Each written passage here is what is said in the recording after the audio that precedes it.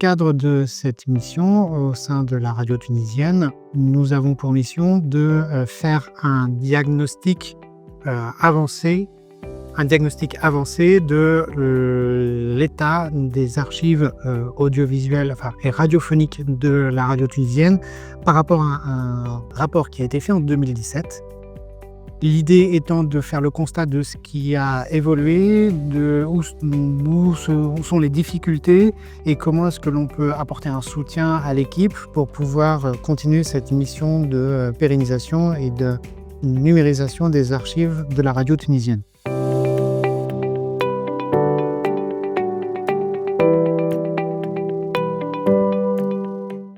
Les différents types de supports que l'on a constatés pour la radio tunisienne sont divers et communs à l'ensemble des radios.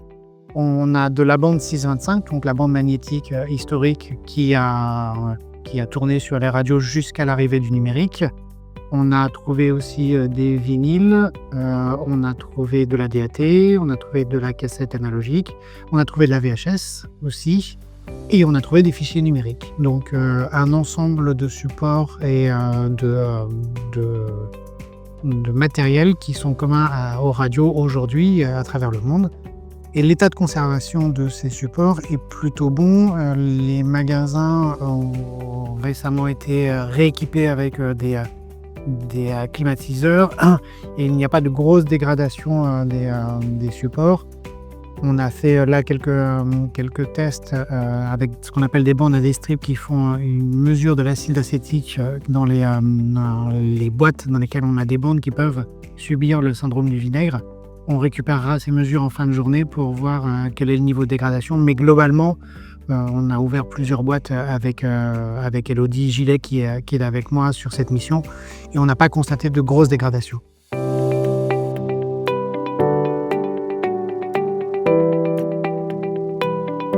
Alors, les principaux risques que l'on peut avoir autour de ces archives, ils sont de différentes natures. La première, même si aujourd'hui les archives sont plutôt bien conservées, il y a quand même un risque de dégradation physique du support.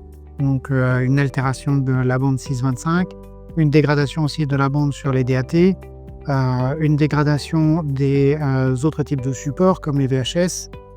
Et donc, si le support en lui-même, à un moment, est totalement physiquement dégradé, on sera dans l'incapacité de lire le contenu qui est sur le support. Donc ça, c'est un premier type de danger. Un deuxième type de danger, c'est la perte de moyens pour lire ce support. Chaque type de support a un lecteur spécifique. Et ce sont des lecteurs qui commencent pour certains à être très datés ou pour d'autres très fragiles. Et le risque que l'on a, c'est de ne plus être en capacité d'avoir les lecteurs qui vont permettre de lire ces supports ou d'avoir des gens qui vont être capables de réparer ces lecteurs pour pouvoir continuer à lire ces supports. Donc ça, c'est un deuxième risque, on va dire, de dégradation ou de danger. Et le troisième, c'est la perte de connaissance de ce qu'il y a sur ces supports. Et on a ici, là par exemple, autour de moi, des registres. Il y a tout un tas de documents, de recensement, de fichiers Excel. Il y a des annotations aussi sur les boîtes des supports. Mais on pourrait aussi perdre la base de données de tout ce qui existe, qu'elle soit physique ou numérique. Et je dirais que c'est même encore plus risqué quand c'est numérique, parce que quand les quand les programmes sont transformés en fichiers numériques, si on perd le lien entre le fichier numérique et la description du programme, là on peine vraiment à récupérer les informations et à reconstituer une base de catalogage et de description.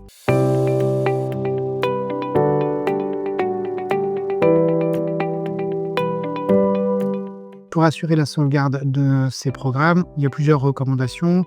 La première, qui est déjà bien suivie par les équipes, c'est s'assurer que quand on numérise un programme issu d'un support quel qu'il soit, on le numérise dans les meilleures conditions possibles pour que l'on ait le programme qui soit dans la qualité la plus proche de l'original sur le support. Ça, c'est la première chose.